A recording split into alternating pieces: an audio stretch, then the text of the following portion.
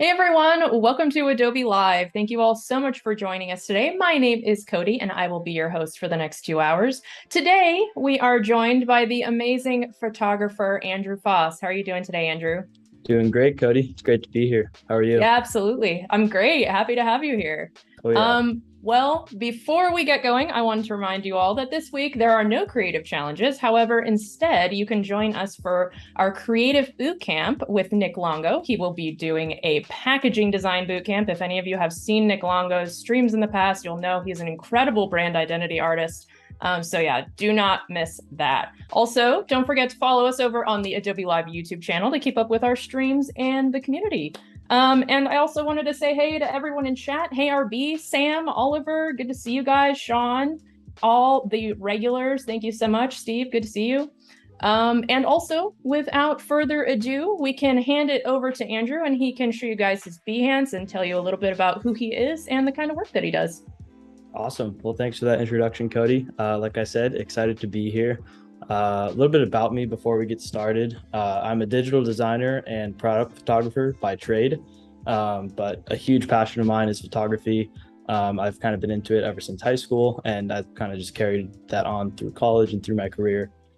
So today I'll be showing you guys a little bit about my lifestyle photography, what I love doing most when I'm outdoors, hiking, camping, whatever it may be. And then I'll kind of transition and shift into more of a corporate product photography setting where I try to blend those two together. So trying to tell stories through product photography and kind of how those two worlds mesh together. So I'll just jump in and show you guys some of my projects on Behance. Where to begin? Let's see. This is one of my favorites. I got the pleasure to study abroad in Italy for about 4 months a couple of years ago. I was in Florence at Florence University of the Arts. Did some street photography classes there, as well as just a lot of cultural history classes, talking about Italian Renaissance and how just beautiful that landscape is. And for me, being a photographer, it's just so easy to shoot there because literally everywhere you look is a photo. So that was a huge blessing to be able to go there.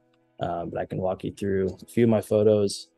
Wow, gorgeous work. Man, those landscapes are just beautiful out there, aren't they? They sure are. And I loved Florence being a city, but also being so close to the country, wine country, and just all these rolling hills out there. So really a cool spot. If any of you in the chat have been there, I'd love to hear it from you guys. What are your favorite places to go in Italy and Tuscany? This was a really cool church that we were able to walk out to, and just breathtaking views. Wow, absolutely beautiful. Yeah, if you guys have ever been to Italy, pop an emoji in chat.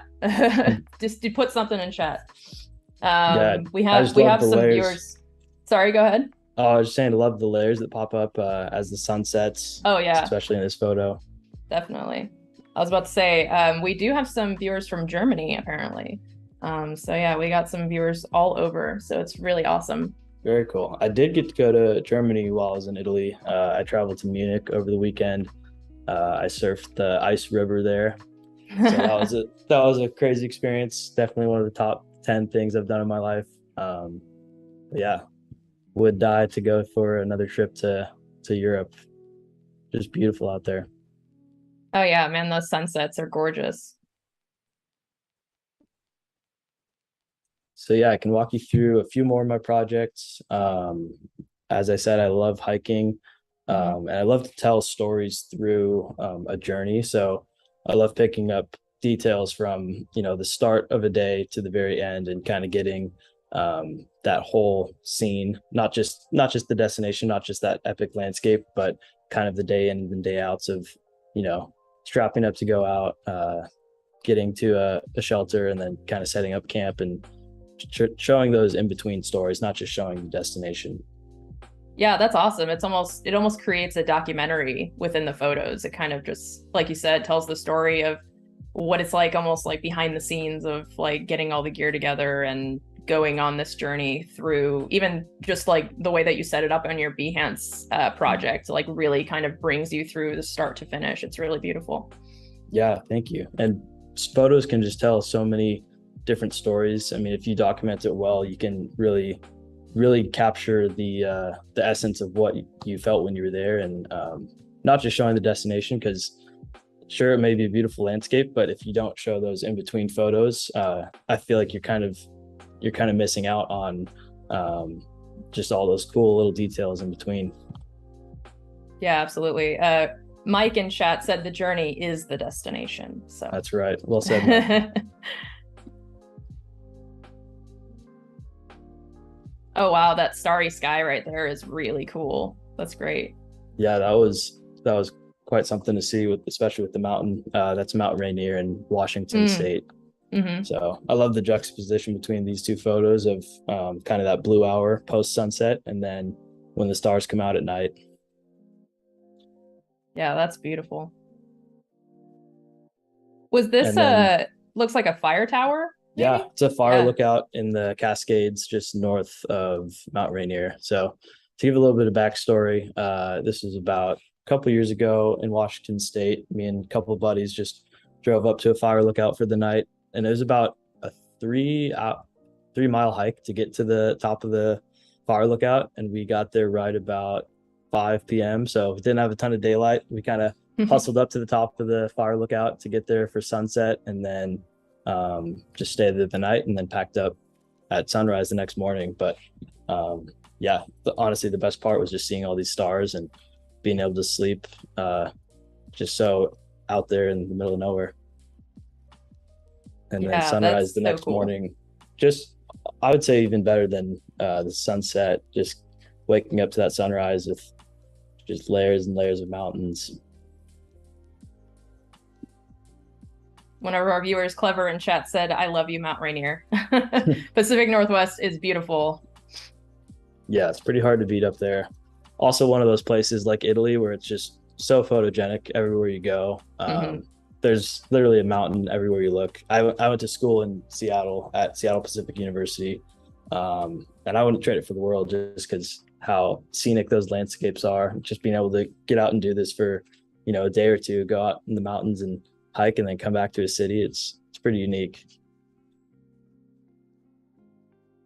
Yeah. My husband's family lives up in Oregon. So we've spent some time up there in the Mount Hood area.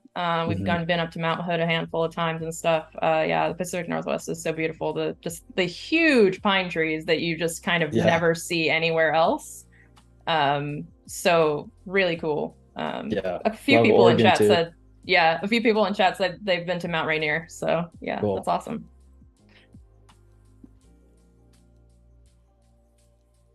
All right. Well, we can probably hop on into Lightroom if you're ready for that. Yeah. Absolutely. We can kind of get on in this and kind of see what your workflow is like. Sure. Yeah. So I'll just start with a couple of projects in Lightroom. I'm going to start with some of my lifestyle photography, more landscape oriented, and then after a couple projects in here, I'll shift over to some product photography and kind of blend those two stories together. Awesome. So, sounds good. Yeah, first story I have, this one was about a month ago. Me and a couple buddies went up to Big Sur for the weekend. And like I said earlier, I love just documenting the whole experience from driving in the car. It's about, from where I am in Orange County, it's about a 7-hour drive to get to where we were. So we had plenty of time along the road to capture some beautiful scenery. And then we followed this dirt road up to a campsite. So kind of just walk you guys through that journey, as well as walk through my editing process, how I edit photos and make them feel real to life. I wouldn't say that I'm like a huge editor in Photoshop. I love to bring out photos to make them look like how they are in real life, and how kind of accurately depict how I saw them. So I'll kind of just show you guys that process. Starting with a couple selects that I made. I'll just jump right into it. Cool. So like I said, love capturing kind of the in-betweens, whether you're in the car, getting out for a pit stop. I love just like capturing that whole aspect of traveling, not necessarily the destination, but just the ins and outs, the road signs, all that. Do you personally feel like the reason that you're kind of like you edit a little bit less, do you feel like that lends itself to the storytelling? I would definitely say so. Yeah, you just get that overarching story with photos like this that yeah, you just get a broader sense for the whole travel and what you're trying to show your viewers. So I'll kind of walk you guys through my editing process. Right off the bat, this photo is just slightly underexposed. It's always tricky when you're shooting out of a car windshield. You get some crazy colors with tints, and so I'm just trying to correct that as much as I can. Just brightening the photo up with the exposure tab. I love adding a little bit of contrast to photos just to really make those details pop, really bring out how they are and make it true to life. One other thing I love doing on photos is adding a little bit of vignetting. I've never been able to pronounce that word, vignetting. But I love kind of adding in a little bit of vignetting around the corners just to kind of push the viewer into the center of the photo, especially with a strong focal point for centerpiece like this photo with the sign. I'm going to crop that in just to get a little bit more centered in the frame there.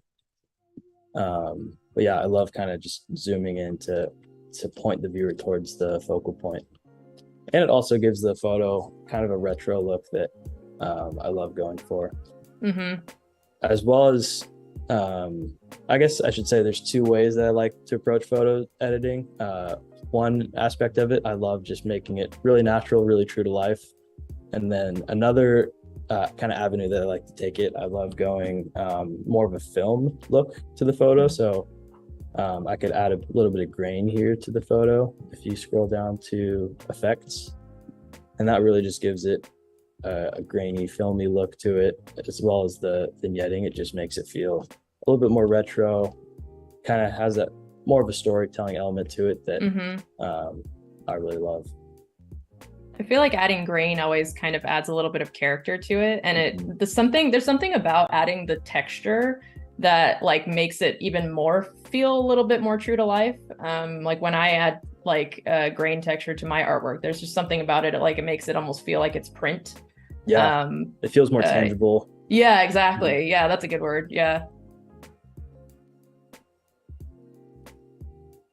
Yeah, and then here I'm just adjusting the colors just ever so slightly to bring out those yellows. I love kind of adding a orangish hue to the background to certain details of the photo. This yellow felt a little harsh to me, so I'm kind of going to soften it by making it a little orange and then turning down the saturation a bit. So that feels pretty good to me. Just feels a little bit more cohesive with the photo. So I'm just going to keep working through these photos. I got quite a few to go through on this adventure. So just gonna work through these. So like when you're choosing colors, is it kind of more of like an intuitive thing? Like is it like just like a feeling, what feeling feels right to you, or is it more technical? I would say more intuitive. It's always hard to balance technical and intuition with photos because there is a huge technical side of taking photos, but a lot of my editing process is kind of just feeling the photo. I love this before and after view in Lightroom, where you can really see like where you came from and then where you're going with the photo. Like I said earlier, I like having it true to life. So I don't try to go over the top with editing, but there are some details that you kind of need to pick up in post-production when shooting on like a raw file format. You kind of just lose some of those details. So I'm just going back in and kind of editing it to how I think it looked when I was there. What's that keyboard shortcut that you use to bring up both views there? Yeah, I just press Y on the keyboard, and I probably use that feature the most out of any other feature in Lightroom. Favorite keyboard shortcut? Oh yeah, absolutely.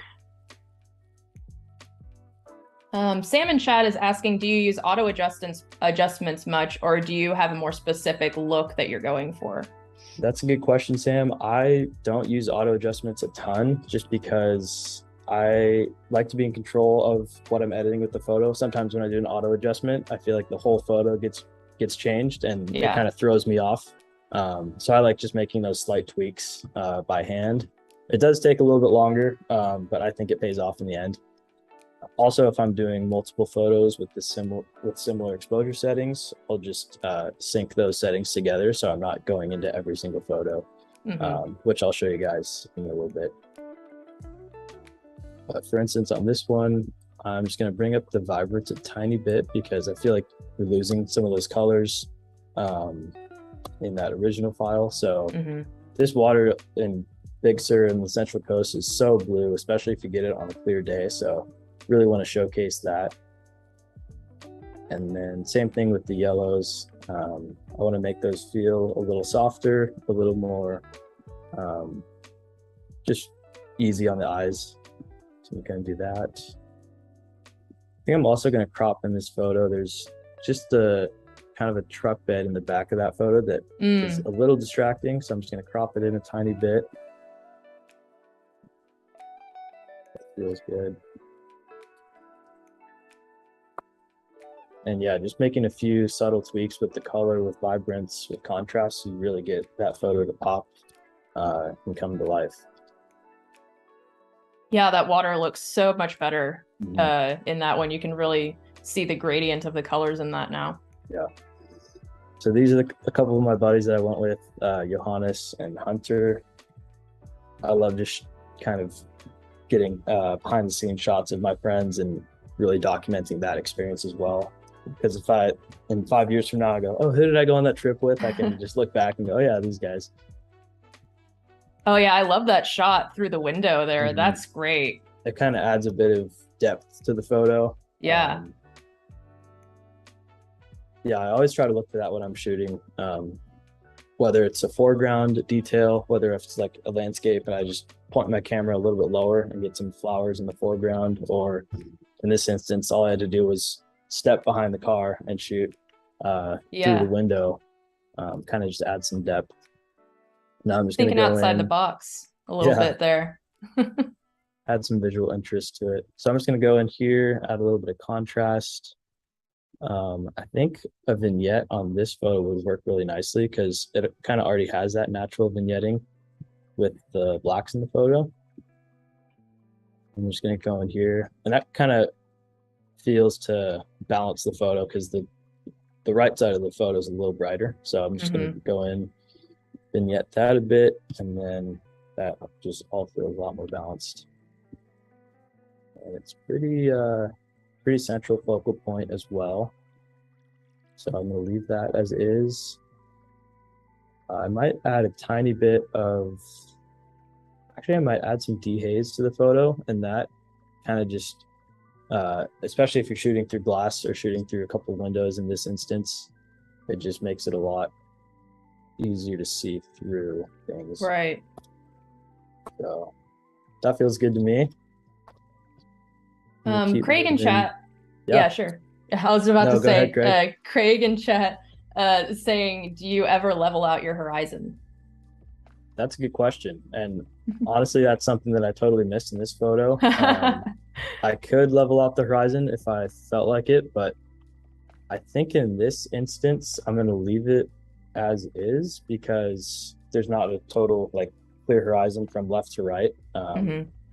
Like if the horizon was showing on this end as well as this end, I think it would feel visually off. But for me, I think it doesn't feel too crooked or anything like that. But I'll definitely be getting to that later. So for instance, this photo, more of a landscape, you can definitely see that horizon a lot more. So to Craig's point, I should probably crop it in more. Right. Let's see here. That feels a little better to me. It's kind of hard to tell where the horizon is with this cloud cover in the background, but I'm going to balance that out a tiny bit more. That feels pretty good. Yeah. And then similar to how I did the first photo of that water, I'm going to bring out the blues a little bit more just because you get such a nice watercolor down here. I really want that to shine through. Not going to go too crazy with the vibrance, but just get it at a level where it feels natural, where it feels like all the colors are represented. Maybe add a tiny bit of contrast in there to really just be able to see those details. Is What's so there a unique? reason you're Oh, using vibrance over saturation?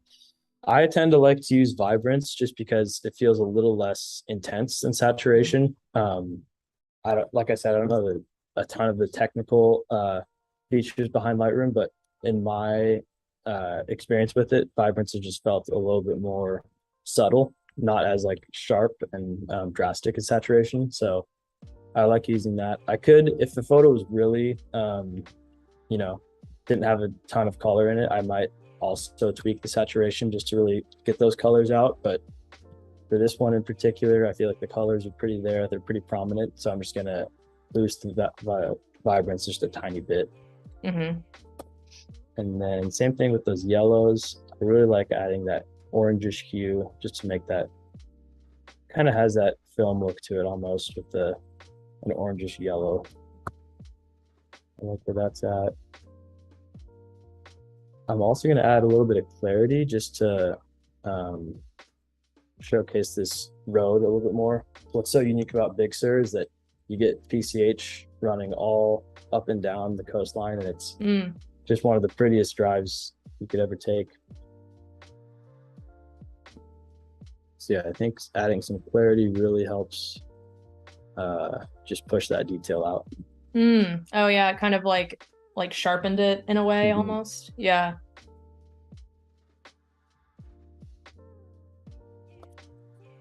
And then I took a few other photos that are pretty similar. So what I'm gonna do here is just with this photo selected, hold down Shift, and then I'm gonna drag it across these 3 photos and sync all these settings just so all the colors are synchronized with each other.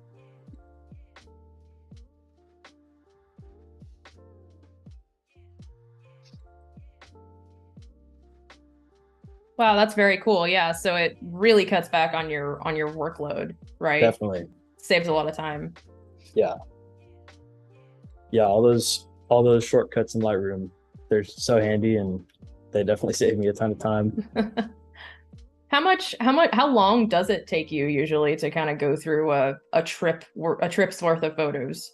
That's a good question. It really starts with how many photos did I take? Right. And that could be anywhere from 500 to a couple thousand. Wow. But I think the most important thing that I do at the beginning is just make selects.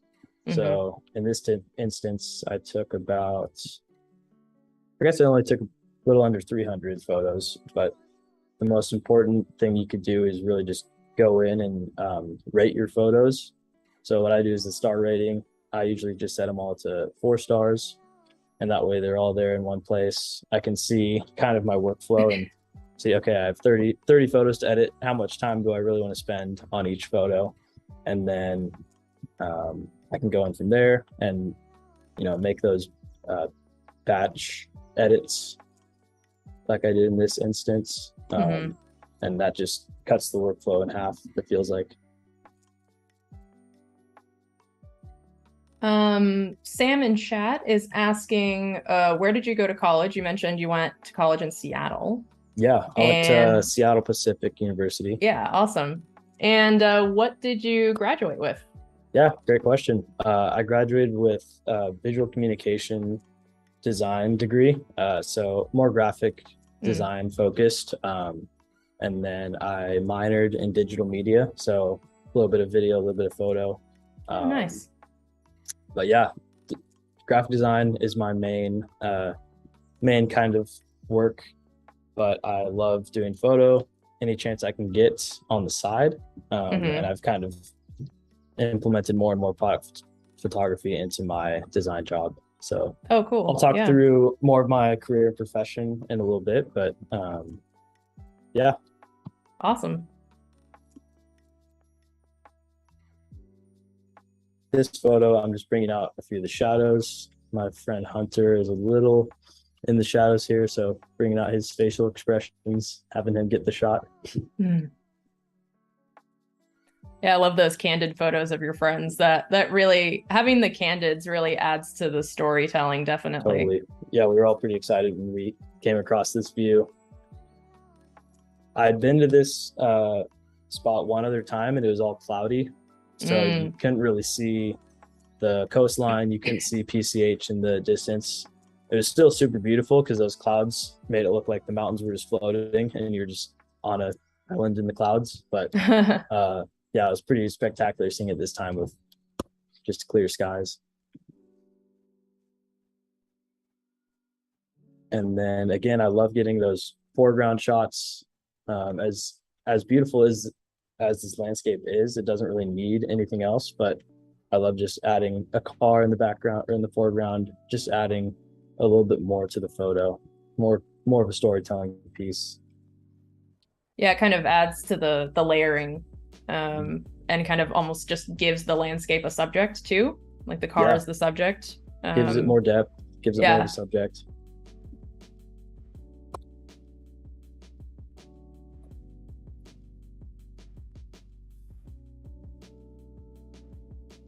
Is that your little camp you guys had set up there? That's our little camp. Got the hammock set up. My buddy has a rooftop tent, so nice. That worked out perfectly up there. So since you guys camp, do you bring a lot of batteries with you, or how does that work for your equipment? We do. I bring about 3 extra batteries. Wow. I shoot on a Sony a7 III, and it has a pretty sizable battery in there, so I usually go through about 2 batteries a day if I'm, shooting a ton. But honestly, those batteries last pretty long. And if I don't have the camera on at all hours of the day, then it lasts me a good while. So right. Now in this photo, there's a lot of shadows that I'm seeing. So I'm going to go into the color grading panel and go into the shadows adjustment. And then you'll see in a second, all these shadows are changing colors pretty drastically. And I love just bringing out some of those colors that you otherwise wouldn't necessarily see beforehand. So like this orange, I love that hue to it. Has a really nice tint. I'm definitely not going to go this saturated with the color, but what I like to do at first is go pretty saturated just so I can get a good idea of what color I'm bringing out. And then after I find a color that feels right, I'll kind of lower the saturation to a point where it feels natural. So that feels pretty good to me. This photo otherwise wouldn't have a ton of color in it, so I love just bringing that out a bit. Yeah, just that simple change really added a lot of warmth just by changing the shadow. Yeah, that's really nice. Like the before picture kind of feels a little drab, but then the after picture like feels like there's sun shining on it. Yeah. And then another thing I like to do is just tone down the skies a tiny bit, especially when you get a clear blue sky like this. It can kind of feel overpowering to have that color, especially if it's not something that you want the viewer to focus on. I'm just going to drop that saturation a tiny bit. And then the colors in this photo just feel a lot more cohesive. There's more focus on the foreground rather than the bright blue sky in the background. And then I'm just going to bump up the clarity a bit so you can see my friends a bit more, see the setup a little bit more. And a little bit of contrast. I love these silhouette photos when you're shooting low and you just see the sky in the background and it's a pretty simple backdrop. Yeah.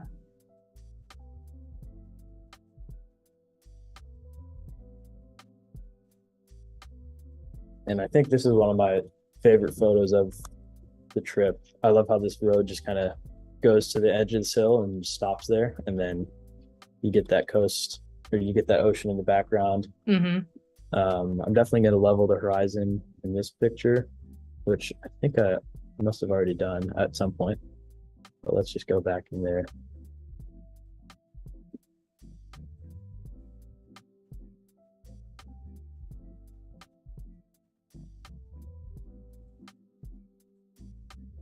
I also want to center this road as a focal point in the photo. So I'm going to pinch in the crop just a tiny bit more, just so that that road right there is nice and centered. And for this photo, I think I'm going to brighten up, or I guess warm up the photo in the temperature panel. It feels a little cold right now, and when I was there, it definitely felt more warm. And with that yellow grass, I think bringing up the temperature panel is definitely going to help. So I'm just going to bring it up ever so slightly. Again, if you press Y as a shortcut, you get that nice before and after view.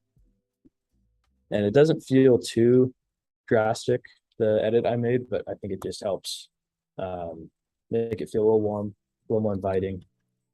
I'm also going to add or change the yellow coloring in the HSL color panel.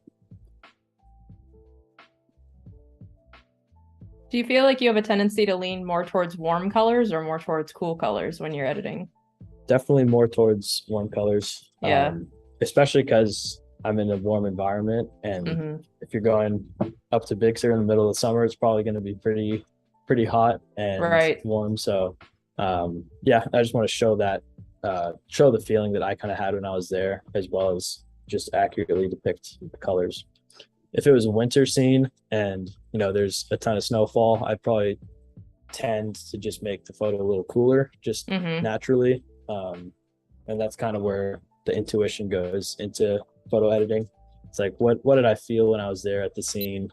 Is this a warm photo? Is this a cool photo? But I feel like there's a lot more ways to look at a photo than just, is it, are the colors warm? Are they cold? So, but yeah, great question. Definitely tend to lean on the warmer side with my editing. I'm going to dehaze the sky just a tiny bit because I feel like you can't really see, but right here is the ocean horizon, and we're kind of losing that with the cloud cover. So just going to go in and dehaze it a tiny bit. Oh, wow. That helped a lot. Yeah. Yeah. It's funny how a small edit can make such a huge difference. And then the one thing with dehaze is that it tends to saturate the photo a lot more. Let's say I went all the way over here, that sky is just way overpowered. And like I said, I don't want the blue to be too distracting from the photo. So I'm going to go into the color panel and then just drop the saturation on the sky a little bit more. Kind of try to match the original photo with that saturation. That feels a little better. Also going to bring out some shadows just so it's not super dark.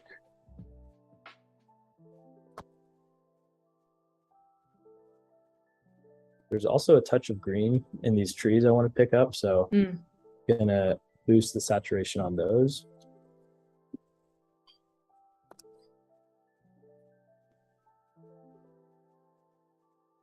I love the composition of this one. Not only do you have the road in the middle, but you also have foreground, midground, and background elements. This one's really great. Yeah, it's nice. Yeah. Yeah, that's one of the benefits of shooting on a windy road like this one. You get just so many different elements into the photo. So this photo that I just edited feels really similar in color and exposure to these 3 photos beneath it. Honestly, maybe even these 4 photos. So I'm just going to sync these settings again. And that saves me a ton of time. And I'll individually go into each photo and just kind of see how each one feels as far as the exposure goes, as far as all the colors that are represented. This one feels pretty good. Also, really nice foreground in this picture. I love just picking up, especially with this tall grass. It's so easy to get that nice bokeh with the grass and all these flowers. Oh yeah, I love me some bokeh. Oh yeah.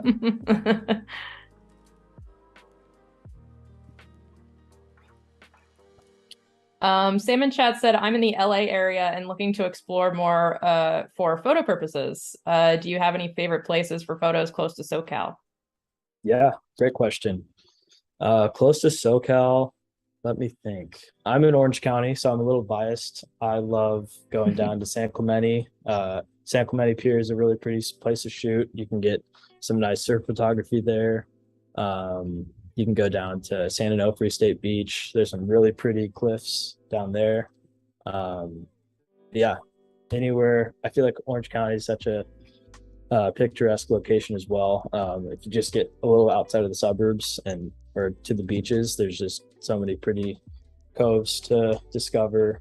Laguna Beach is a great spot. I'll show some photos from there in a few minutes. But yeah, Laguna Beach, San Clemente. I feel like you can't go wrong at either of those places. Let's see. I'm gonna get into a few of the low light pictures. And this is, I'll probably take a little bit different of an editing approach here just because there's more silhouettes. The sun's starting to go down, so we're getting some really harsh shadows as well as harsh highlights. So I'm going to try to balance this photo as much as I can. I'm going to start off with a little bit of contrast just because I love these silhouettes. This is a group of a couple Rivian trucks out there. So it's always cool to see electric cars popping up in the off-road community. So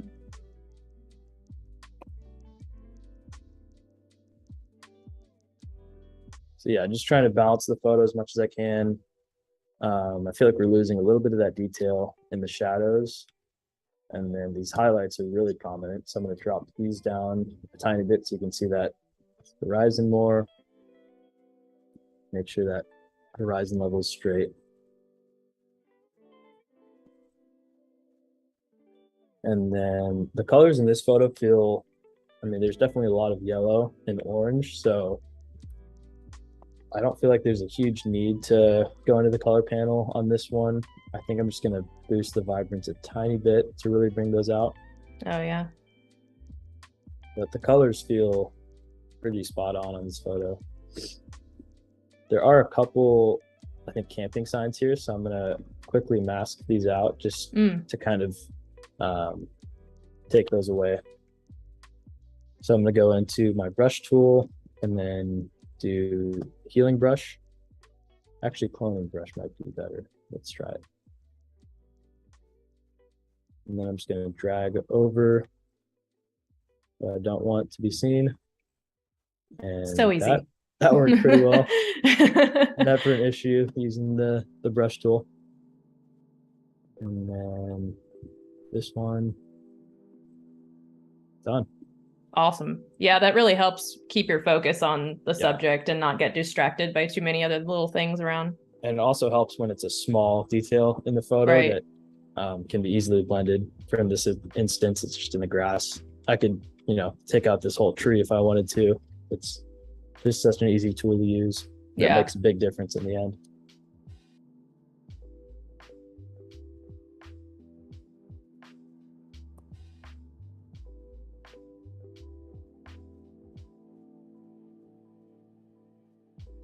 I'm going to put a little bit more clarity into the photo. I think you can really see that tall grass a lot better just by bumping up the clarity.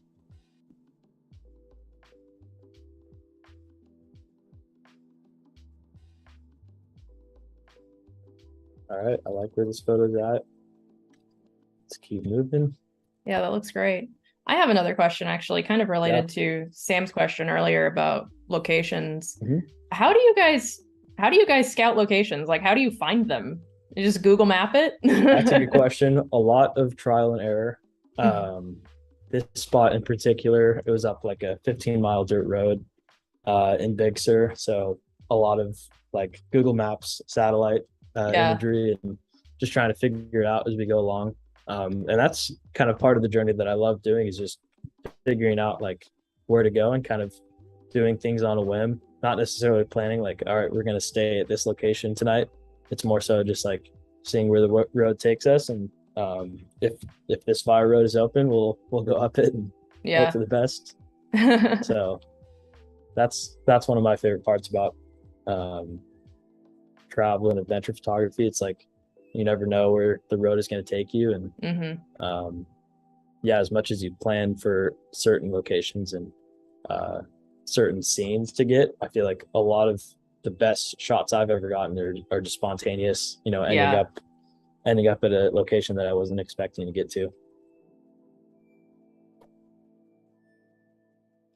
Heiner in chat is asking, are you mostly using a fixed focal length? Most of your pictures indicate 40 millimeters. Yeah, great question. So I was just using a 40 millimeter pancake lens on my Sony A7 III, shooting mainly at f2.8 to get that nice shallow depth of field. But I like fixed focal lengths just because it's one less thing to worry about. Right. I wouldn't necessarily say I'm a gear junkie, so the simpler my camera gear is, the better. So that's just something that works for me. I know there's people out there that love like a 18 to 70 millimeter lens where you get a ton of range in your photos. But I honestly just love a 40 millimeter. It's simple. You get a nice wide shot without things looking too distorted. So that's worked for me. I'm open to hear what focal length people like shooting on in the comments. But yeah, 40 millimeter is one of my favorites.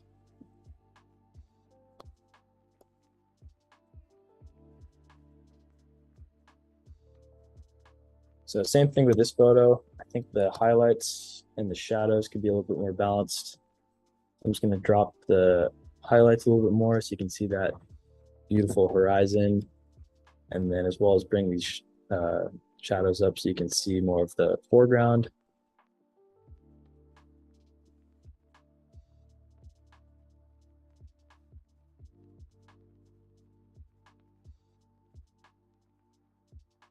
I love in this photo too, we're kind of getting some purple light on these hills. So I'm gonna go into the color panel and try to bring that out a bit.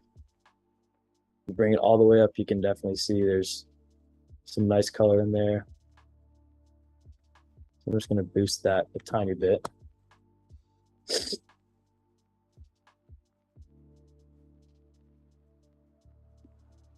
And I might make these yellows a tad more on the orange side just to balance out the photo. We're getting some nice orange color in the sunset, so I want to kind of blend those two colors together.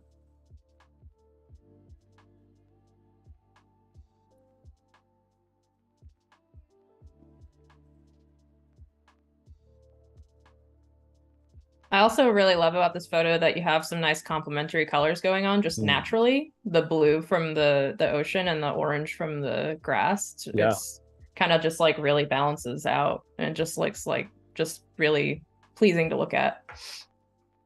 Yeah, and I love how this diagonal is kind of going through the photo. You get that straight horizon in the top, but then you also get those diagonal lines that kind of divide the photo up a little bit more. Is that something that is like on your mind while you're shooting this?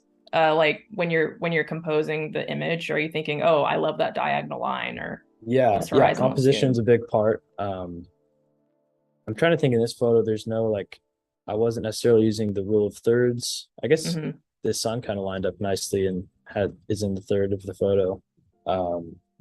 But with this composition in particular, I think it's just more of a focal point on this coastline right here. And then I also wanted to capture the foreground with all this beautiful tall grass and these oak trees.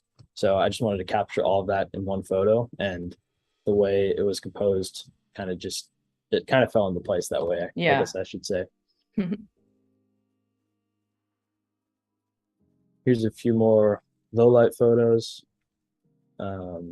Definitely starting to lose some color in the photo here. So I'm gonna boost the vibrance a little bit. The cool thing when the sun goes down is things get a lot more blue, and I'm gonna try to tap into that a little bit more on this photo. Go for that blue hour look on the photo. Definitely feels a lot more moody with the sun down. And I might even shift to a more cool color palette, just to kind of break up. I feel like if I was telling a story and we had a photo like this and then going to a photo like this, it's nice to have some difference in the colors in the photos. You don't want every photo to look the exact same and have the exact same color. Yeah, because then it kind of just becomes monotonous. You need Yeah. need to change it up a little bit. Mhm. Yeah.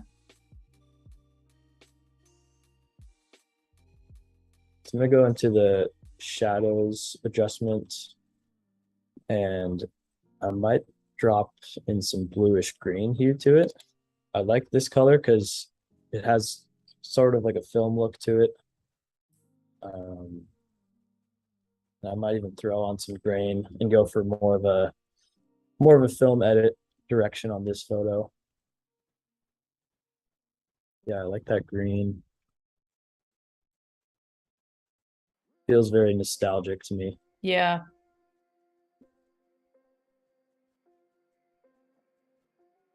And then the way this photo is composed, there's these two trees on the ends. So already getting some natural vignetting with the dark edges, but I'm just gonna increase that a little bit more with this filter just to really balance out the photo itself.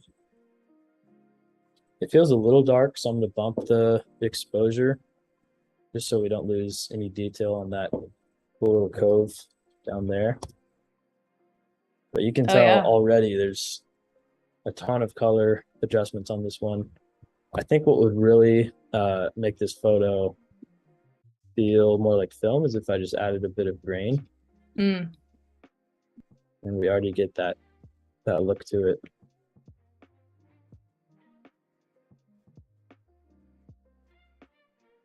Yeah, that's great.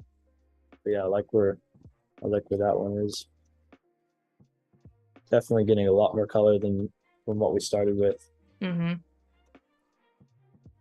And that way these two photos, they don't feel repetitive. It's the same scene and same environment, so you're getting some cohesion between the two photos, but Mm-hmm. you're definitely getting a lot different of a look to the photo. Yeah. Oh wow, this one's really silhouetted. Yeah. I'm gonna bring out the shadows just a tiny bit so you get some of those details.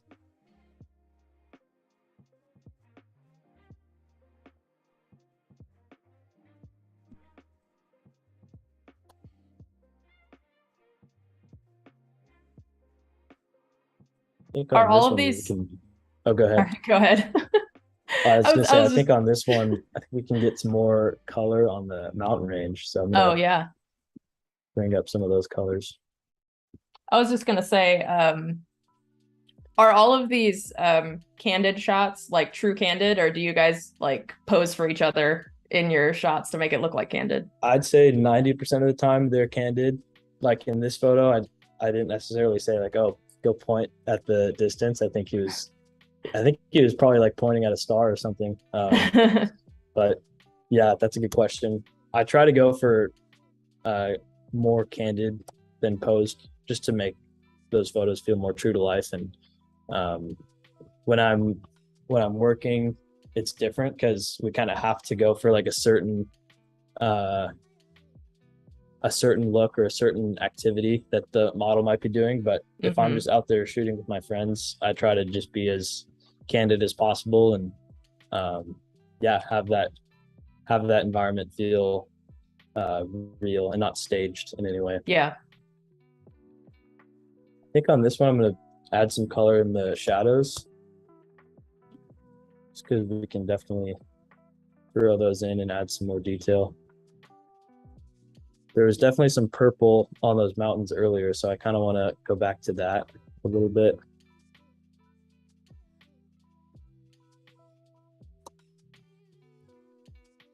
That way the photo just doesn't feel as dark or as, um, yeah, there's just a little bit more detail shining through.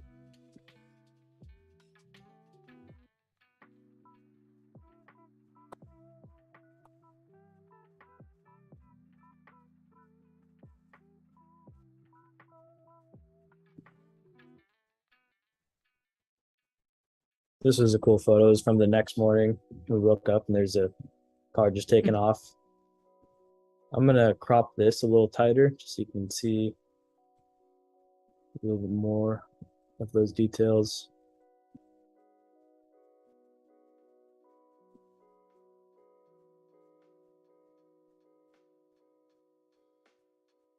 And then I think I want to do the same treatment I did earlier with making that yellow grass a little bit more of an orange hue to it. And then I'm also going to bring out the greens in the trees because I feel like there's some really nice greens in these pine trees. Pull that out a bit.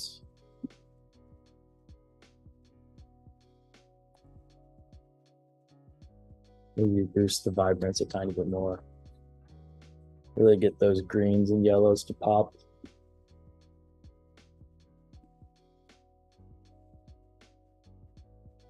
One thing that's throwing me off here is this tree in the photo. So I think I'll go back and use that brush tool. And I might just be able to take the whole thing out. Oh yeah, easy. Easy. Lightroom makes it easy.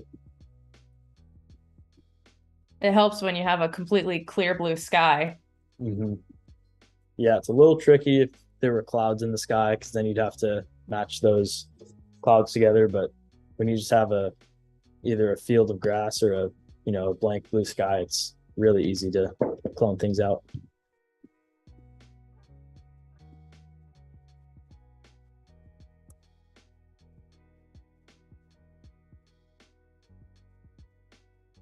Cool. Well, this was a really fun trip, and I think these selects I made really showcase the trip and what went on. So you can hop on to another project. Awesome. Sweet.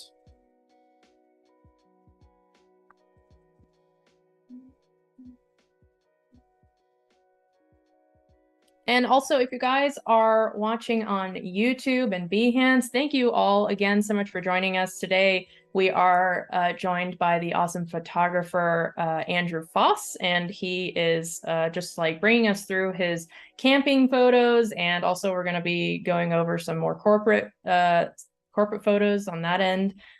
So yeah, thank you all so much for joining us. And we have about another hour left in the stream. So yeah. Great. Well, we can transition into more of a corporate photography, product photography setting. Great. A little bit about what I do professionally. I work for a company called Melon, and at Melon we make premium headwear. So products that are waterproof, sweatproof. You can literally go anywhere, do anything in these hats, and they stand the test of time. They'll take whatever you throw at them. So when I shoot these hats in environments, I really try to show, them going through the elements. You can dunk them in the ocean. You can play 18 holes on a golf course with them, and they still stay fresh. So this is what I'm kind of trying to show through these photos, as well as show a story, which I'll get to a little bit later with a road trip that I did to Mammoth with a couple of hats. But in these photos, I really want to show, how the photos kind of are durable. They can withstand ocean water, salt water, sweat, whatever you throw at it. So this was a fun shoot. I went to a beach in Laguna actually, and shot this one. Kind of a unique photo in the sense that I was able to capture, it might be hard to tell right now, but there's some fish swimming in the background. Oh, nice. So I'll be making a lot of tweaks as well as throwing this photo into Photoshop in a bit just to really bring out those details. I might stamp some of these specks out of the photo. I think that's sand that might have gotten in the way, or sand and air bubbles, but I'm going to spend a lot of time on this photo just really bringing out those details, really making it feel polished, and something that we could put out there as a brand, and really sell the product. Yeah. So first thing I'm going to do here is just bring out the shadows because I feel like we're losing that in the hat.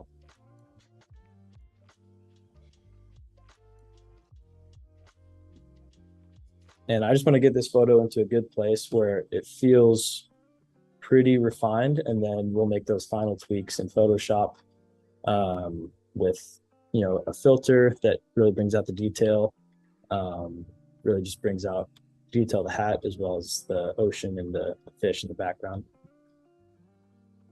Mike in chat is saying that he has a melon hat. Oh, no way. That's awesome. Yeah, well, you get the inside scoop on what we do at Melon and how we showcase our products. Yeah, absolutely. this dehaze filter definitely helps. Ooh. Just sliding up a tiny bit, you can already see those nice streaks shining through the water. Yeah, this is kind of a once in a lifetime photo with all these fish swimming in the Yeah. background with the hat in focus. That's one thing when you're shooting underwater. It's like it's just a kind of a guess to get the hat in focus, and yeah, just nailing focus is one of the hardest things to overcome. But got lucky with this one. I was out in the water with my friend Zane, who kind of walked me through underwater photography, surf photography. So big shout out to Zane if you're watching. Speaking of underwater photography, what's your equipment that you use Yeah, to you want me to show stream you? or to yeah, absolutely, to So take photos for underwater? most of my underwater photos, I just use this big Aquatech Oh, water that's housing. awesome. I put my Sony A7 III in it, and then I have a dome port on the top of it. And this dome port definitely helps with split shots if you're in the water trying to get, the over and under of the composition. It definitely helps with that. And then there's like a trigger on the bottom that you can use all your settings with. Yeah, this is what I use. It's pretty heavy, pretty robust, but it gets the job done, and it floats in the water, so it's nice just to kind of rest on the surface. And yeah, it's worked pretty well for me, and yeah, it's one of my favorite tools to use when I'm shooting. That's great that it floats. You can't lose your camera. Yeah, exactly. Especially when the waves are pumping, it's definitely not something you want to lose in the water. So right now I'm just making a few more color adjustments. This water feels a little turquoise to me, and I'm going to try to match the color with the hat. The hat's more of like a ocean blue color, and I think color reproduction is just really hard to nail when you're underwater because light refracts so much differently. But yeah, I'm going to try to make a few tweaks here, and then I think in Photoshop I'll be able to just mask the hat out and then really change the hue of the water from there. Right. So this is at a pretty good spot. I brought out a lot of the shadows, a lot of the blacks of the photo. Let's see if there's anything else I can do. I might want to add a small vignette to the photo just to kind of zone in that focal point. The hat's nice and centered in the photo. Yeah. So that's a pretty good spot right now. I might make a few masking tweaks here, and then I'll do a larger mask over the hat in Photoshop.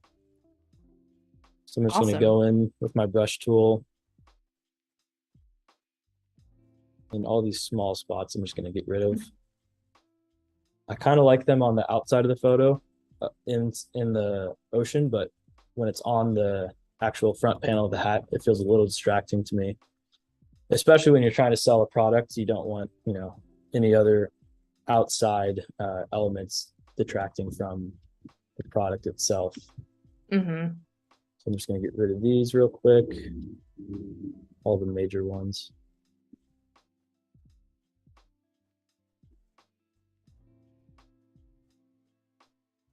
Sam in chat is saying that's really cool. I've never seen that piece of equipment before. I've always assumed shots like this were done with underwater cameras. Yeah, the nice thing is I can just pull my camera out of the housing when I'm done with it, and then if I have things to shoot on the beach, I can do that, and I don't need to switch cameras. It's all just in one place.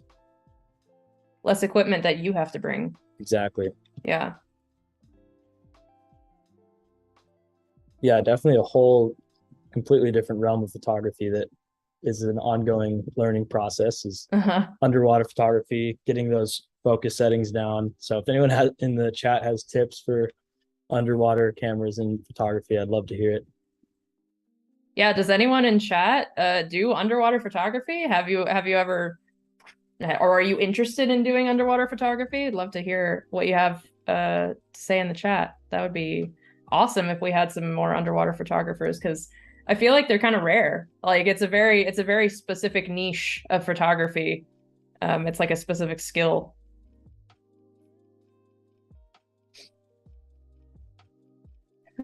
Mike says I've used a Ziploc bag over my camera a time or two. Hey, whatever works. We got to get creative as photographers sometimes. Yeah. So I respect that.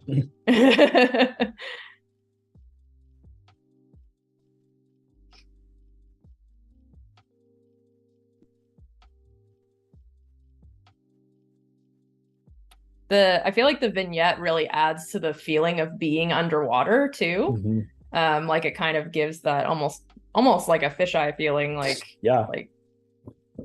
Yeah, it adds to the depth of the water. Mm-hmm. That's really cool.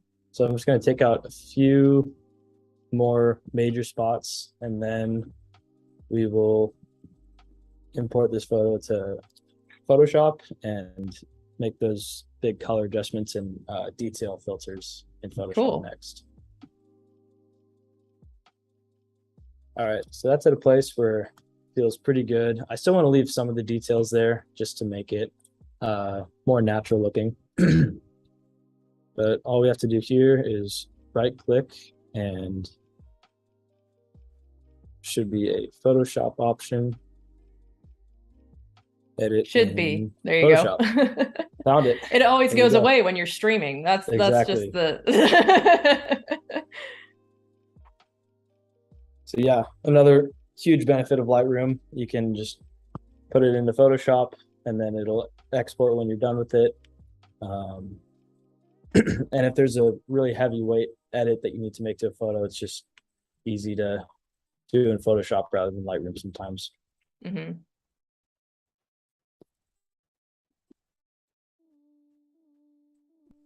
So first thing I'm going to do in Photoshop, I'm going to hit the layer and press Command J. That will duplicate it. And now I have a locked layer that will remain how it was. And then I have a layer that I can edit and work with. I'm going to do that one other time just so I have multiple layers. And on this top layer, I'm going to go into Filter, Other, and High Pass. And I'm going to put a high pass layer on it just to really bring out those details, especially in the hat that I feel like we're losing. It's actually a camouflage print on the front panel of the hat, so I want that to shine through. And if I bring up the radius of these pixels, you can start to see it a lot more. So I'm just going to get that into a good place where we see enough detail. And then afterwards, I can turn down the opacity if it's too intense. So that's at a pretty good place. I'm gonna, above the layer with it selected, I'm gonna go from normal, and then I'm gonna select overlay.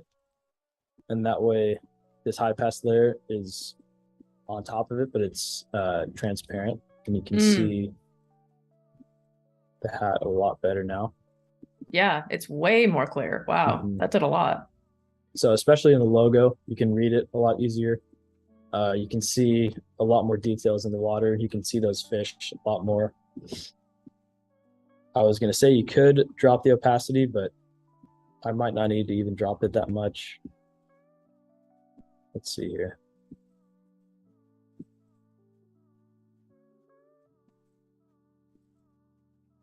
That feels pretty good where it's at.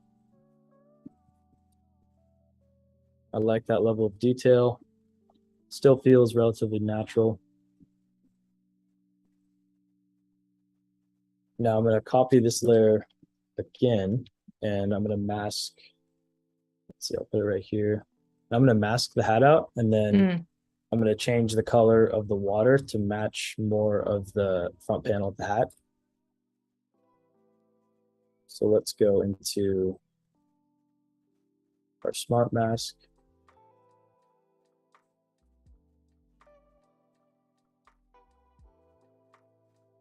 This tool here, quick select mask. I'm just going to drag over the hat, and it'll automatically figure out what part of the hat needs to get selected. And then I'll mask it. And the nice thing is if I double click this mask layer right here, it'll show up in red what I haven't selected. And then with my brush tool, I can go back into my quick select tool, and it'll automatically get everything that I missed. Wow, that is really easy. Yeah, I feel like it used to be a lot harder, but Yeah. Photoshop has come a long way. Magic wand tool. Yeah. So I'm just going to do this on the edges. I think we're getting some weird reflections here on the top, which I might need to manually take out. But it looks like quick selection is doing its job pretty well here. Let's subtract these a tiny bit more.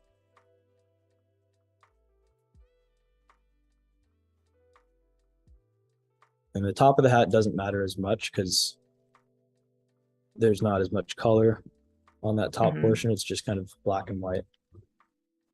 So I'm going to get this to a point where the hat is selected, and then I'm going to shift the edges a little bit just so it feels a little less sharp. So I'm going to go down here and I'm going to make a feather refinement to the selection. And what that's going to do is it's just going to smooth the edges a little bit. So when I make that color adjustment, there's not going to be like there's not going to be any overlap with colors seeping onto the hat, anything like that. So that's at a place where it feels pretty good to me. And if I delete these layers or hide these layers, you can see the hat selection. That looks pretty good to me. So now right here with this bottom layer, I'm going to add a hue saturation layer. And then if I have my layer selected right, I can shift this color. Oh, yeah. And the hat stays the same color unless I deselect it. See, if I didn't make that mask, the hat would be purple. Right. But since I have that mask on top of the hue saturation layer, I'm able to change the ocean color to match more of that front panel of the hat to more of that blue color. And that just feels a little bit more cohesive. It shows the color of the hat a little bit more. I'm going to go and boost the saturation a bit.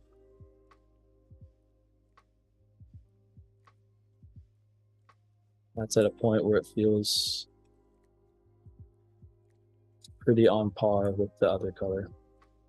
Now, one thing to note, there is a weird purple reflection shadow that's casting off of the front panel of the hat here. So I'm probably gonna have to go back into my mask and make that adjustment and select this reflection as well, so that we don't have that weird purple color that's kind of throwing off the hat. So from that greenish turquoise color that we had before, I'm really liking this blue. It feels a lot more ocean, feels a lot more natural. Yeah, it even before you change the color, I was thinking that it was turquoise, and I was like, okay, I really need to like wait and see what it's gonna look like afterwards. But like, man, it made a huge difference. Like, huge difference. It's really showing off the product because it's showing off the color palette on the product. So yeah, like you said, it just looks way more cohesive and thematic. Yeah, really just like a very simple edit, and it completely changed the whole look of the photo. And that's the thing, if you're selling a product, you want your viewer or your potential buyer, you want them to immediately know what you're selling. And if you're showing them a turquoise image with a blue hat, they're not going to get that instant understanding of what product it is. But if the whole photo is blue and it has that color to it, then it's just going to be easier to make that connection. Like, oh, it's a blue hat. It's in a blue environment. It just makes a lot more sense to show it that way.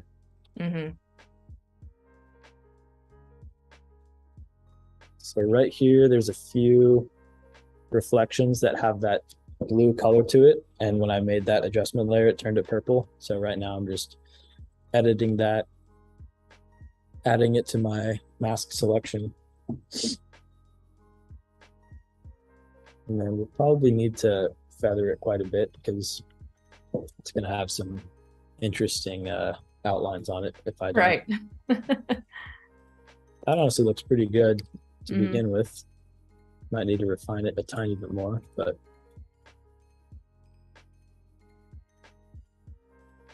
Looks like there's some purple over here as well.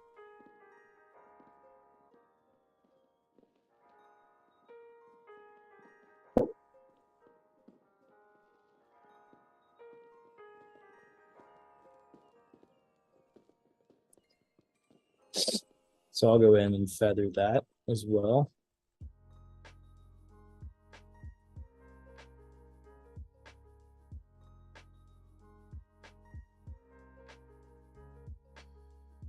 Still getting a little bit of purple in this corner.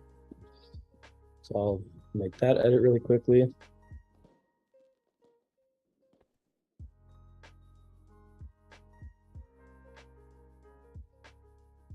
little bit on the sides here.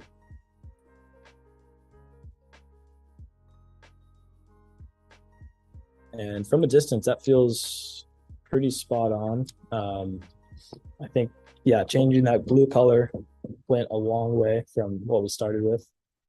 If I drag my background layer up to the top, we'll be able to see what it was when we started and what the final result is. And I think that made a huge difference in the end. Adding that high pass filter, adding in that hue saturation adjustment, definitely came a long way. Yeah, wow, that looks awesome. So the nice thing is if I save this, it should pop up in Lightroom as a duplicate. I might have to save it. Here we go. Oh, cool. So now you can see the comparison. I still have that original file that's on a non-destructive editing layer. So if I wanted to go back in and just make a tweak to this one, I totally could. Let's say I didn't like the blue in the last one. I still have this original file to edit, which is really nice. But I also have that Photoshop edit that I made. And it's nice to see that comparison between the two. Yeah. So moving on to a different image. This one I'm going to take a bit different of an editing approach on. This is a golf hat, and it says have more fun on it. It's on a golf course. So I'm going to try to kind of sell that vibe, sell that the language that is being told right now, because it has that retro lettering on it. It's on a golf course. It kind of speaks like, how do you have more fun on a golf course? Well, you get this hat and you're going to enjoy your time on the green a lot more. So that's what we're going to do here. I'm going to do some color adjustments. I'm going to add some grain. I'm going to add that vignetting to it just to give it that focal point, and we'll go from there. So first and foremost, I'm seeing some blue on the hat. So I'm going to take that out because it's a white hat.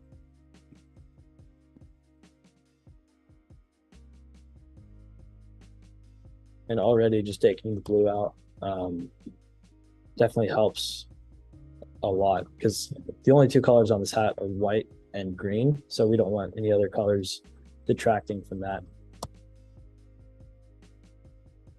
I'm also going to boost the green colors a little bit more, just so you can see that lettering.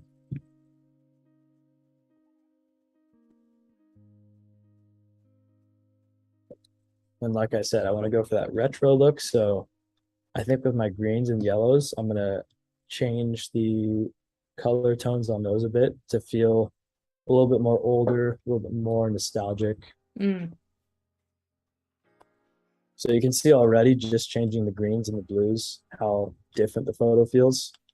It felt a lot more cool and a lot more blue in this photo, or in the original, and just changing the greens and blues really went a long way. Just going to throw on some contrast to make that hat pop. Has a nice highlight on it, so nice shadow in the background, highlight in the foreground, really just makes that white pop.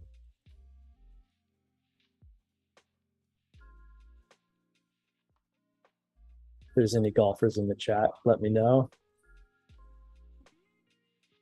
Super fun going on the golf course on a shoot with a couple other people and just playing a hole of 18 and then just getting shots along the way. Yeah. it always helps when you're at a photo shoot and there's an actual activity where people are kind of just doing their own thing and you can pick up on what they're doing. There's a few shots that may feel a little forced, but for the most part, if guys are just swinging away at a golf course, it can feel pretty natural. Yeah, definitely. And that makes it easy on the photographer. Yeah. CJ in chat says, it's really cool how you're emphasizing the importance of showing what color the product is. I've definitely seen products online and thought, is this white or cream? Because the color was off. Yeah, I feel that way all the time because people will like, companies rather will over edit their photos, or they'll kind of go for like a really like aesthetic looking edit for their photos. But I'm like, okay, but I want to see what color the product actually is in real life too. Totally. Yeah, and to that call out, this lettering is green, and I might need to bring out the shadows a tiny bit more to have that color show through, because it feels a little darker to me than what it actually is.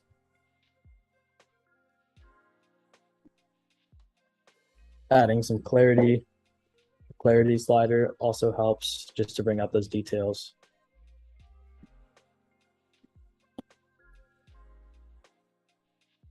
I'm going to add some yellow to the photo to really make those colors pop. From this photo to this photo, we're obviously seeing a lot of color change, but in this photo, it's intentional because just the retro look of the photo that we're going for. Right. I wouldn't normally edit a photo to this degree, but I think as long as the product stays true to the actual color it is, the background is secondary and doesn't need to be as true to life. Right. You want to make sure that the theme of the photo matches, like you said, the energy or the vibe of the product itself, and kind of helps sell the product and what the consumer should feel when they're using the product. Exactly. So I'm going to add a little bit of an orangish yellow in the shadows.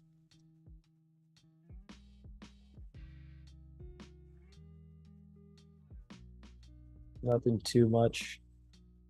This photo was taken in spring, so I don't want it to feel too much like fall or anything. So just going to be wary with the colors I use. And then I think the only other adjustments I was going to make are a vignette to really tie it in together. Make sure this photo's the centered. vignette does a lot. Yeah. I just noticed, did you intentionally like perfectly line up the flagpole with the button on the hat? Yeah, I kind of just set the hat in front of the hole, the golf hole, just so it was out of the way. And then the flagpole just lined up perfectly with the hat really well. So kind of a nice touch to the photo. Yeah. That way it doesn't just feel like a pole in the background. It actually feels like it's part of the photo and it's purposely there. Now I'm just going to add a little bit of grain to the photo to really tie in that retro look and feel. Nothing that takes away from the detail of the photo, but just a little bit, adds a little bit of character. One thing I noticed on the photo that I'm gonna have to stamp out. This thing is just bothering me, so I have to take it out. What is that? Like a loose thread or something? It looks like a loose piece of grass.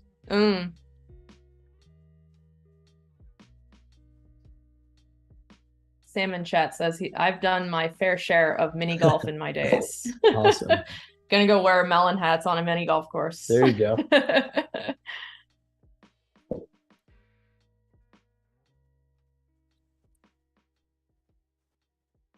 Couple more stamping just to make that photo feel really polished. It's in a good place where I can send it out.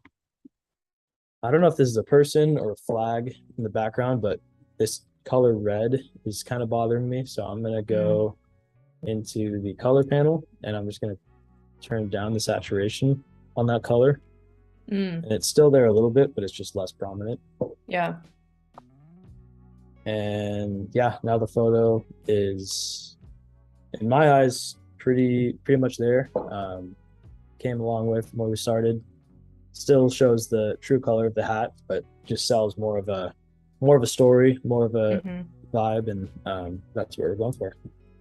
Awesome. Cool. So I do a lot of product and environment with my hat photography, but I love shooting product on model as well. So this was a really fun shoot we did in Cabo San Lucas. We brought about 10 people down there. We stayed at a really nice resort. We did some surfing, we did some hiking, we did a little bit of everything just to really tell that story of, you know, you have a better piece of headwear, you can go on better adventures and Sure. take it in the water and it'll come out looking fresh, looking new. So went surfing with Mark Healy. He's a big wave surfer from Hawaii. So really cool to get in the water with him and get some photos. This beach was called Shipwrecks on the south end of Cabo San Lucas. First thing I'm going to do is just bring out the highlights because I feel like we're kind of losing some detail in his face.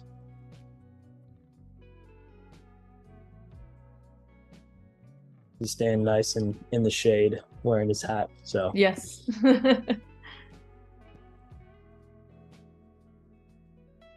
Gonna add some clarity. I really like these water textures, so turning up the clarity just brings those out. And it also sharpens the hat just a tiny bit. Gonna add some contrast. The one difficult thing about contrast in shadows is that if you add contrast, it tends to darken the shadows. So just going to boost those shadows a bit more up, maybe turn up the blacks a little bit as well. And that way you can still see his face. There's still some shadow there with the contrast, but it just feels a little bit more balanced this way. One thing I noticed, there was a group of us on the beach taking photos as well while I was in the water with Mark Healy. So I'm going to have to mask this out. I could just crop the photo in tighter and that would take these people out. But for this purpose, I really want to have the full cropped image, especially with product photography. I want to have as much photo as I can work with because let's say we're making a web page out of this and there's text that goes in the upper left corner. Right. We want all that empty space to be there. So I'll go ahead and clone this out.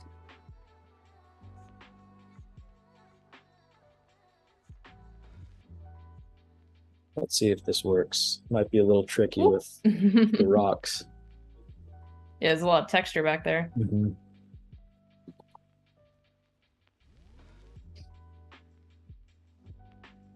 There we go. Now we're getting somewhere. Nice.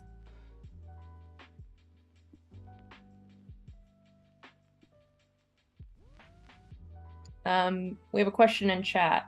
How do you take a shot like this? Are you lying down on a board or no? I was just in the water with my water housing and I had a pair of swim fins on and I was kind of just swimming in front of him and following him. So cool. It probably would have been easier to be on a surfboard just so I'm above the water, but in this shot it kind of worked out to my favor because I'm really close to that water line. And yeah, just getting that nice foreground detail. Yeah. That depth of field in the front of the photo, and then it kind of just falls into focus right where he's sitting. So that is an advantage.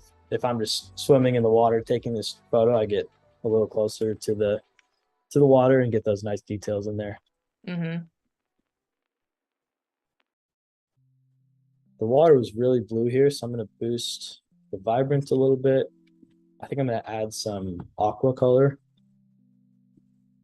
Turn up that saturation a little bit as well. This was for a summer campaign, so we want to make it feel like summer. Right. The water is warm, but we want to make the photo feel warm as well.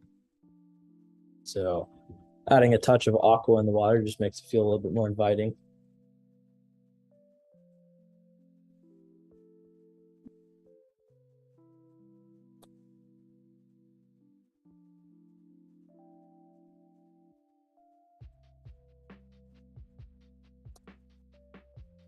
and nothing crazy on this edit, just adding some of those nice details in with the contrast, with the clarity. I might do a slight dehaze just so you can really see those colors shine through. Maybe boost some of these yellows on the sand just to add a little bit more color.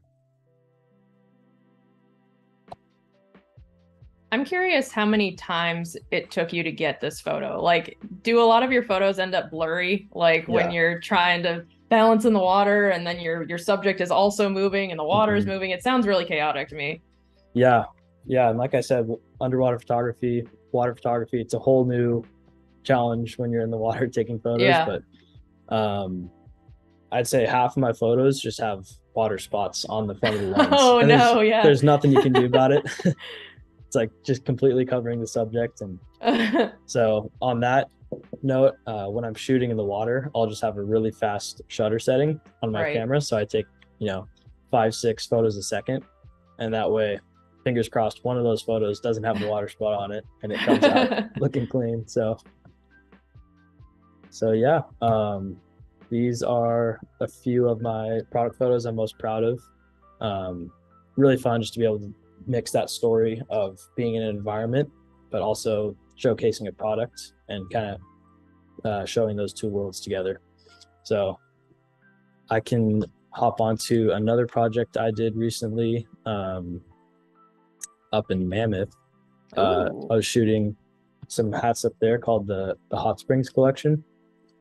And this one I'll kind of walk through similar to how I did the Big Sur photos, where I have selects and I edit them kind of one by one, but in an attempt to show that story a little bit more in depth, of showing the journey and then showing the there wasn't really a destination with this one. Went to a hot springs to shoot some of the hats, but I feel like the journey was truly the destination on this trip, just because the photos, the variety of photos were all just so unique and all were really strong in and of themselves. So yeah, like I said earlier, really just love showcasing the journey. This one kind of had a wayfinding, how do you get to this location type feel to it. So yeah, the whole story was going to the Mammoth Hot Springs in the Sierra Nevadas of California. Like, how do you get there? What gear do you bring? What hat do you bring? So just trying to tell that story through that. I love this shot because it feels so organic. It just feels like you're riding along on your trip and you just popped your hat onto your dash and like it just feels so natural. Yeah, that's definitely a challenge that I face pretty often with product photography. It's like, you want to showcase a hat in a really cool location, but how do you make it feel natural and not staged? Because if you prop a hat, on let's just say like a flagpole, it's going to feel a little off, a little goofy. But if it's just resting on a dashboard, it feels like how you'd actually put a hat down, like you said. Yeah. So yeah, love telling stories where it's organic, where it's not forced. It's just a natural environment you could see yourself in.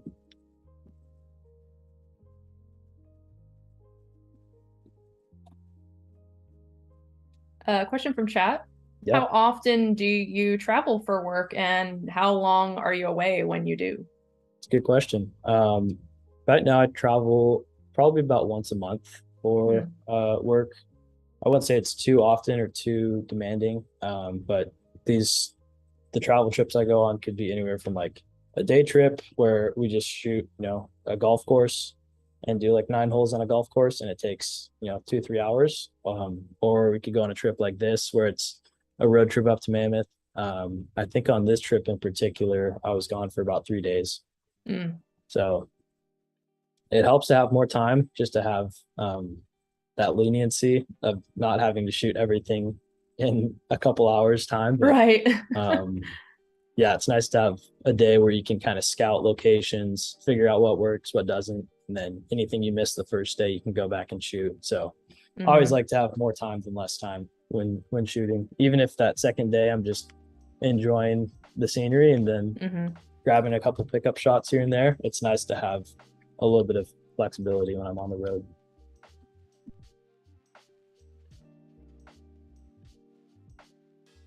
I love the depth of field on this photo, how the road is kind of just falling out of focus. One thing I'm gonna stamp out that's bothering me is this little thing on my windshield. Let's see if I can just drag a line across it. Hopefully it'll clone out. Let's see. It might be harder than it looks. It's kind of hard when you have like the focal blur directly behind it, right? Because then you have like the sharp line. Yeah, that one might not work as well just because of that slowly falling out of focus. Yeah. So I might just delete that and leave it as is. It's not a huge detail. I'm gonna go in here to the shadows, make sure the hat is properly represented, properly in focus.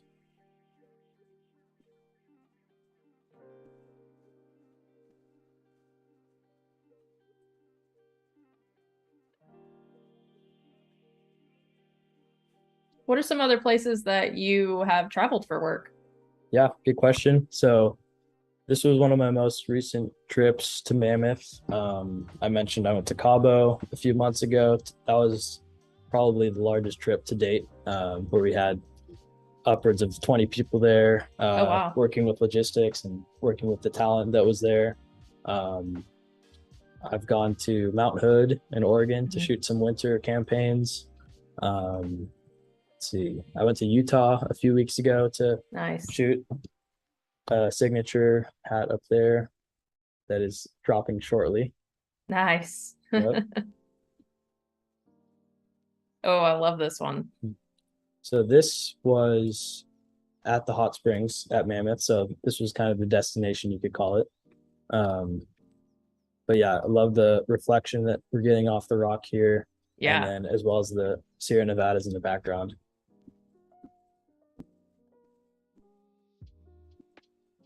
If I were to do the shoot over again, I'd definitely do it in the winter months because it was pretty warm up there midsummer in Central California, but still got the shots, but would definitely do it, in the winter with snow on the mountains, with a little bit more steam, with steam coming off of the hot springs. But that would have been cool. Yeah. Keep that in mind for a future shoot.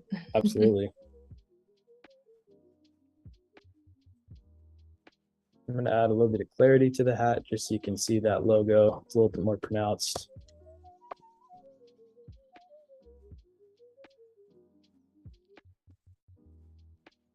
This green is a little too bright. I feel like it's distracting from the hat, so I'm just going to drop the saturation and the hue just a tiny bit. And then one thing I want to do with the sky on this photo, the hat kind of has that turquoise back to it, so I'm going to try to match those two colors, just so the hat and the sky complement each other. So I think if I go to the blue color slider, there we go. Yeah. We're already seeing a lot more turquoise. And this color is just a little bit brighter than in the original photo, but we're seeing a lot of color difference in the sky. So that's working out really well. Some contrast to it. So yeah, just a couple color tweaks and contrast on the photo. That's really all I've done to it so far, and I think it's a lot. It's gone a lot further than where it started. Yeah, just like with the other the underwater hat one we did, by changing the blues and the environment to match the hat, it really makes it pop. Definitely let the colors complement each other. Yeah. This is another underwater one that I did at the hot springs.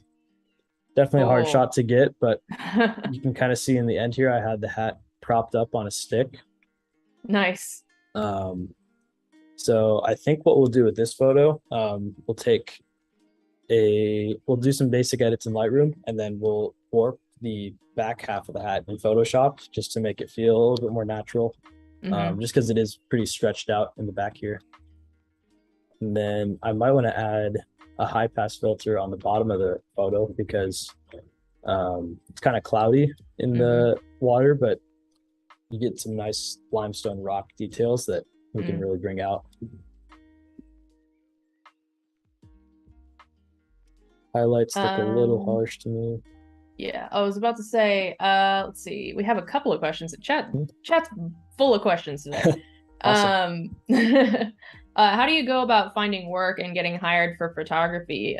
Did you do freelance work at all before you started working for Melon? Great question. Before Melon, I was in college, so I didn't have a ton of time for freelance work. So Melon's really my first job, full-time job in the real world.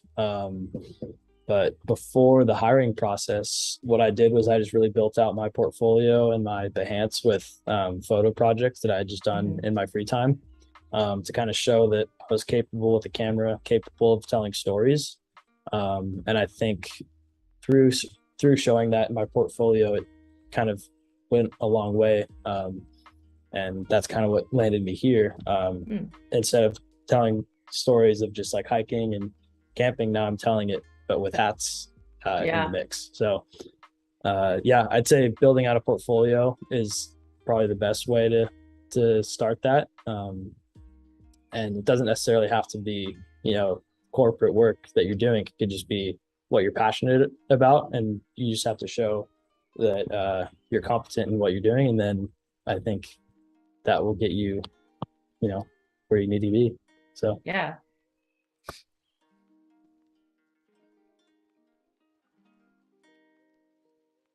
Going to sharpen this photo with the clarity slider just because we're losing some of that. I think the camera housing must have fogged up a little bit with the hot springs. So just going to add some clarity, dehaze the photo a tiny bit. We're already starting to see a lot more detail.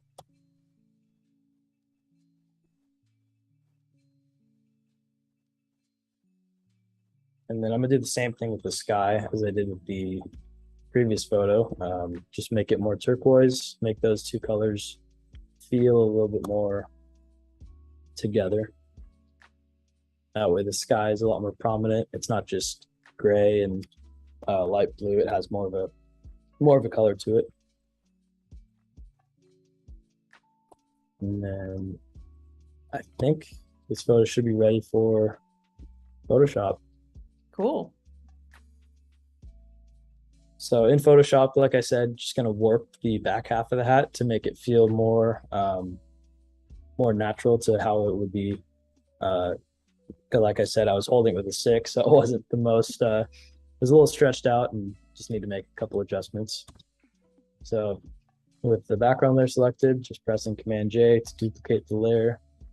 I think what I'm gonna have to do in this instance, I might be fine just to warp the hat. I might not even need that second layer, but I'll just have it for reference to show the before photo. But what I'm gonna do is hold Command Shift X on my duplicated layer, and that will bring up the Liquify panel. And I use this Liquify panel probably the most in Photoshop, just because it's pretty common that our hats get a little distorted if they're propped in an environment, or if they're on a model and the hat might be a size too big. It's always helpful to go in post and warp the hat. So I'm going to use this warp tool. I'm just going to start stretching the hat. And then with my left and right bracket keys, I can resize the brush. So I'm just going to try to stretch this hat and kind of round it off. I think right here, I'm going to just pinch this in a tiny bit. And we're already starting to see the hat. It's a lot more uniform, a lot more round. I'm going to pinch that in. Pull this part out just a tiny bit. And then just kind of average the hat to make it feel complete. Oh, that's pretty impressive. The Liquify tool is really powerful. Yeah. Just like a few simple edits and it completely changed the shape of the hat in a natural way. It doesn't look like you use the warp tool. Yeah, and the nice thing is I don't even have to mask the hat out. If the Yeah. background is neutral, as long as there's, not a distinct object in the back of the background, then I can kind of just warp the hat without even having to mask it. And it's a really easy, quick fix. I'm just going to stretch this out a tiny bit more. Get it to a place where it feels rounded. This top portion of the hat is a little dented in, so I'm just going to bring that out. And we're really just trying to make the hat look how it actually looks in real life. When the hat sits in water, it gets a little distorted, and if I'm holding it weird, then it'll kind of get a little distorted. But yeah, just trying to show exactly how the hat would look in real life. So I can uncheck and check the preview panel. That feels a lot better already. Yeah, the before picture almost makes it look deflated now. Yeah, exactly. So I think one other thing I'm going to try to do in this photo is add a high pass filter to the lower portion of the hat, or the lower portion of the water, to bring out some of that detail. Because I think the humidity or whatever fog was in the housing kind of made it cloudy. So what I'm going to do here is duplicate my layer. I'm going to do my object selection tool, and I'm going to select the lower half of the photo. I don't think I want to get the hat in there at all because it already feels pretty sharp. And if I just sharpen the bill of the hat, then the rest of the hat might feel a little off. So I'm just going to deselect the hat as best as I can.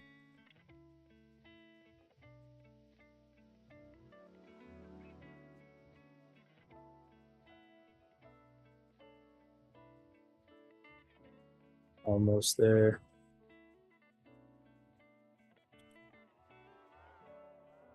Might have to do the rest of this inside my my mask panel.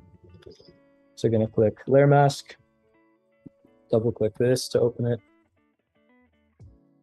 And then everything I didn't select, I'm just going to grab my brush tool and resize it.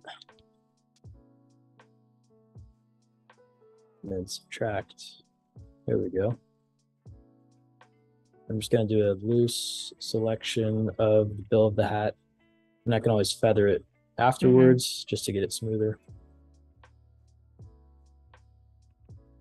We're really just trying to select these rocks in the bottom, and then we'll add a filter on those to really bring out that detail.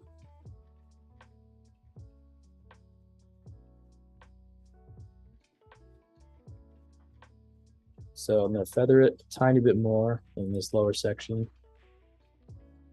And as long as the hat is deselected, I think we should be fine. So we'll try that. And then I think what I'll have to do is duplicate this layer as well. And I'm going to add the high pass to that. Actually, I don't think we do need to duplicate. I think we can just work on top of this layer.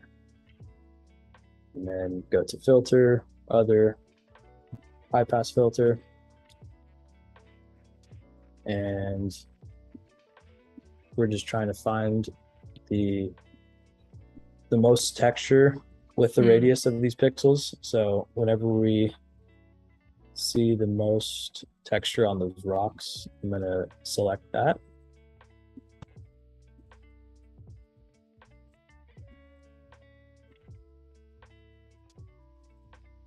That feels pretty good right there.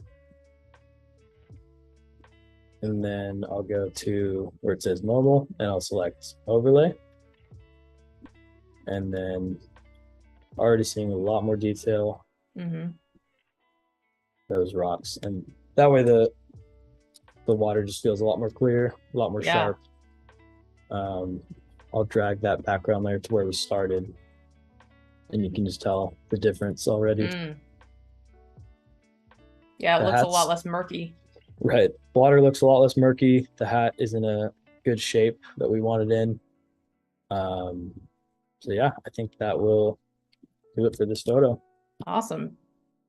And you make it look so easy. Like I feel like sometimes with Lightroom I have a tendency to over edit, and I think that just comes with experience and just like learning how to have that eye for color. And a lot of the time, you know, if you have a good photo, you really don't need to edit it all that much. Just kind of like bringing it back to, like you said, to real life, Yeah, to what you saw true to life, and you'll really bring the character out of the photo. yeah, exactly. Yeah, and you wouldn't believe how much I use the Liquify and the stamp tool. Like outside of those tools, I probably use Photoshop like 5% of the time. But you know, those two features are kind of my bread and butter for editing in Photoshop. I wish I was good at all the other tools in Photoshop as I am Liquify. So going back to the story that we're trying to tell, as well as showcasing the environment, really want to show the details of the hat. And at Melon, I think we did a really good job at including all those details, from having this undervisor seal on the bottom of our bill. Just want to showcase all those cool little features that we kind of have as our strong suits that also differentiate us from other brands. Yeah, absolutely. Just going to make that nice and sharp. Nice foreground here with the color of the hat. I'm going to try to bring out that aqua color.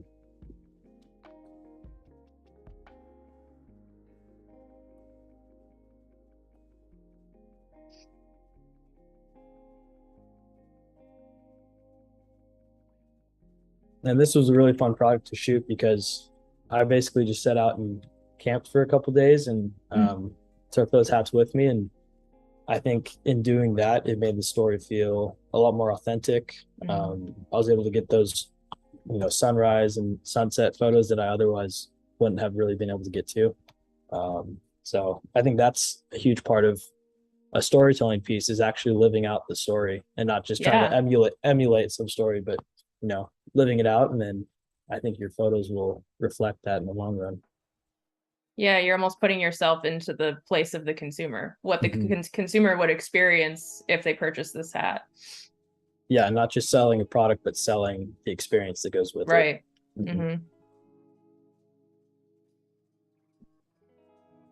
Are you still using the 40 millimeter lens for these ones, or did you change it up? Okay, 40 millimeters as well in these. I just find it to be a consistent lens. Like I said, it's easier. Don't have to like worry about focal length as much, and I feel like it feels pretty true to the eye. Doesn't feel super warped or fisheyed. So yeah, it's my lens of choice.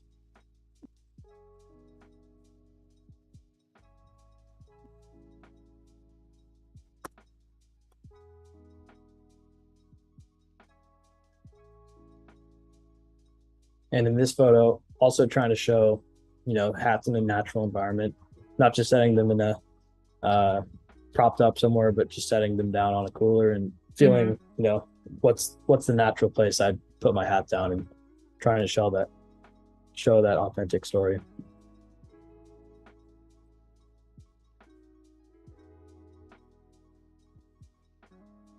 So when you go on trips like this, are you the only photographer that's taking photos for these shoots, or do you have multiple photographers on your team? Yeah, so on most shoots, there's anywhere from like 2 to 3 photographers.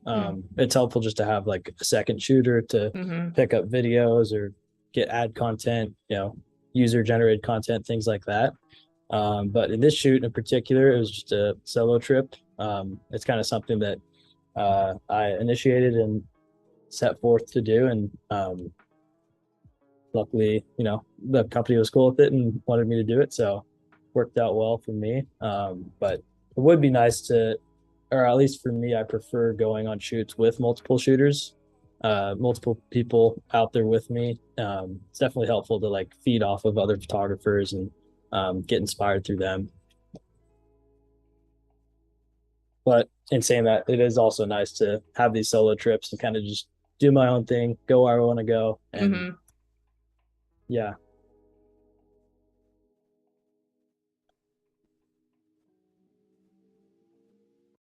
We actually have a question about that last photo you were on Yeah. there a second ago.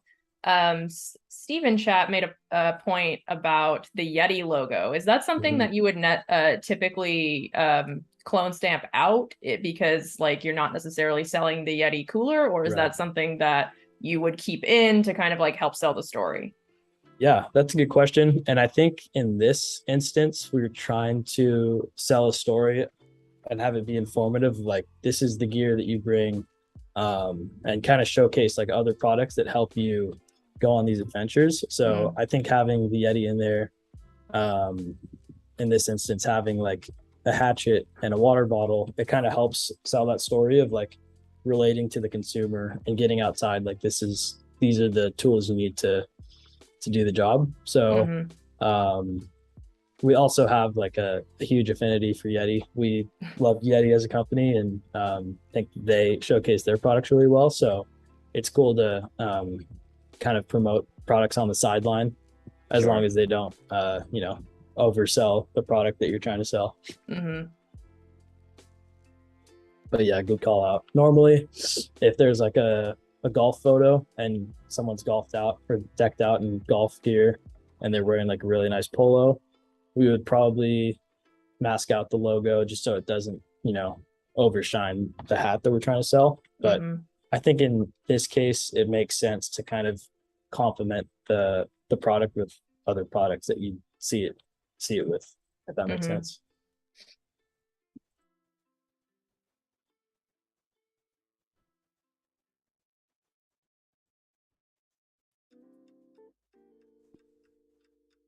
I'm just going to add a little bit of clarity. I love all the details in this photo, from getting the close up of the patch to getting in some of this wood.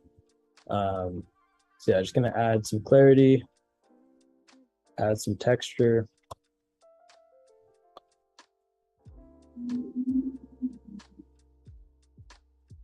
Just a reminder, everyone, we actually just have a few more minutes left. Thank you all so much for joining us. We're probably gonna do our outro in just a couple more minutes. So just a little bit of a heads up for you too, Andrew. Sweet. Yeah.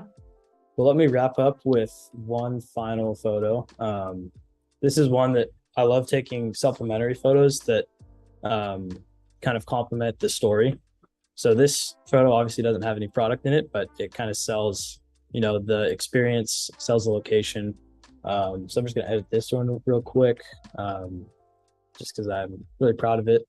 Yeah. I shot it at 1/40th of a second, so getting some nice blur in the foreground. I think I was actually driving, so don't try it at home. But I was driving and just saw a really beautiful mountain and wanted to take it, and got that nice blur in the foreground. Yeah, that's like the perfect I'm in the car shot. Like a perfect amount of blur, perfect amount of motion blur, and it's natural. You didn't even like add it in post either, so that's really cool.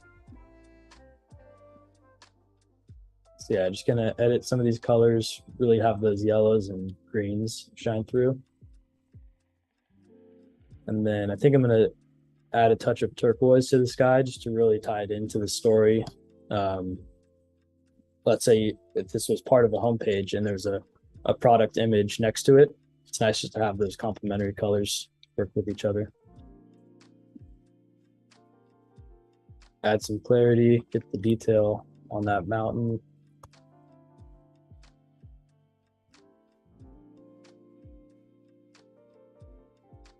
Put a little bit of vignetting on it.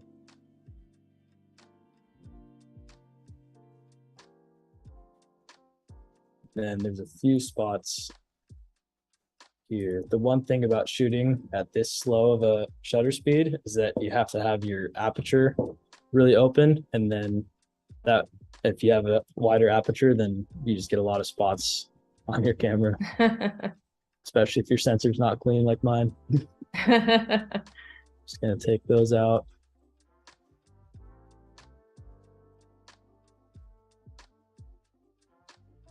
Couple down here.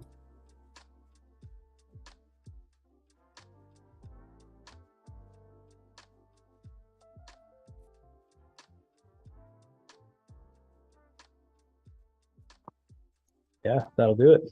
Sweet. Perfect timing.